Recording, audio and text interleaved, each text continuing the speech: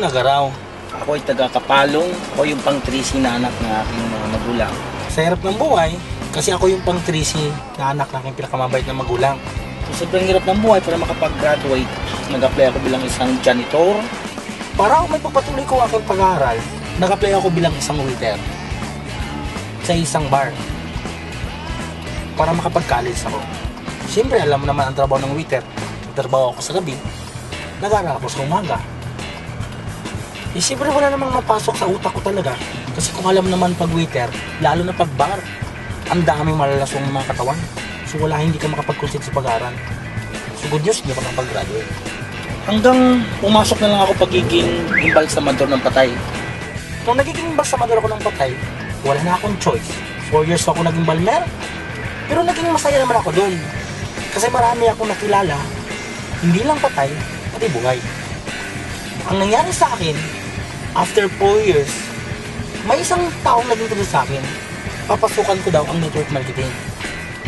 Hindi naman ako nag-aalanganin na papasukan yun kasi una, wala namang wala sa akin kasi dati naman akong walang wala. Hanggang pinasukan ko ang network marketing. Nung pinasukan ko ang network marketing, ang dami nagsabi sa akin, swindler daw ako. Kasi lahat ng mga kumpanya na pinapasukan ko, nagsara. Ang iba nag-close. Ang iba din naman, umalis. So sabi ko, ganito pala ang trabaho ng network marketing. Ang hirap ng buhay.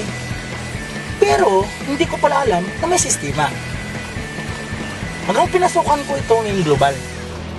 After 3 months doing the business, good news, may nangyari. Lahat ng mga hindi niniwala sa akin, biglang nagtaka. Nagpalabas ako 1.6 million brand new Montero Sport. Ang sarap. Nung dating dinadrivean ko ay Caro, yung Porlon.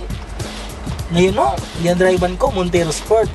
At ang malupit dyan, marami hong taong nagtaka kung ano daw ang negosyo ko. Tinuloy-tuloy ko lang. After 6 months, ako yung unang na-award at the first millionaire circle in Davao. After 1 year, ako din na-award bilang isang global ambassador in Davao. Hanggang tinuudyo ko na talaga ang business kasi sabi ko, dito ako makapag-break. Hanggang nangyari, after 1 year and 3 months, ito ho, ang napalabas ko. Brand new Hyundai Tucson, 2011 edition. Ang sarap pala. Yung tipong dating pinapangarap mo, ngayon dinadrivean mo na, sa loob ng 1 taon at 3 buwan, 2 sasakyan ang kayang napalabas na dating imbalsamador. Ngayon ang sarap kasi pakinggan, ngayon ay isang ambasador. Hanggang nasabi ng mga kapitbahay ko, ano kayang negosyo ng June Nagaraw ng 2 sasakyan, napakaganda, ang pangit ng bahay. Sa sobrang inip ko, pinagiba ko yung bahay. At sabi ko sa sarili ko, antayin nyo kung anong resulta sa pagpapagiba ko. After 6 months, natayo ko ulit. Natayo ko naman worth 4 million ang bago kong bahay. Ako lang ho nag-iisang networker dito sa Mindanao. Na yung bahay ko may sariling training room. Doon ako kami nagtitraining ng mga leaders ko. Lalo na kung di nyo pa alam ang network marketing. Ang sarap talagang pakinggan. Na yung tipong tinutulugan mong bahay, galing talaga sa yung global. Nung napatayo ko ng bahay ko, marami na din nagsabi, siguro ang negosyo ni June, drug lord yan. Mga kaibigan, ganun talaga pagpayaman ka na. Maraming mainggit, maraming manira, pero above sa lahat, maraming mga taong nasiyahan kasi marami mong tinulungan. Abangan nyo for the next 3 months kung ano ipapalabas ko. Yung isa ko namang pinakamagandang sasakyan, darating na ho, yung Hammer ko kulay white. Ang sarap. Why? Kasi isa din ho yan sa mga pinapangarap kong sasakyan. After ko mag-Hammer, by next year, igugol ko naman. Magkakaroon ako ng brand new sports car. After ng sports car, papalabas ko naman yung brand new kong limousine. Mangarap lang. Walang imposible. Sa katulad ko, at lalo na ikaw. Alam mo naman ang kapasidad mo.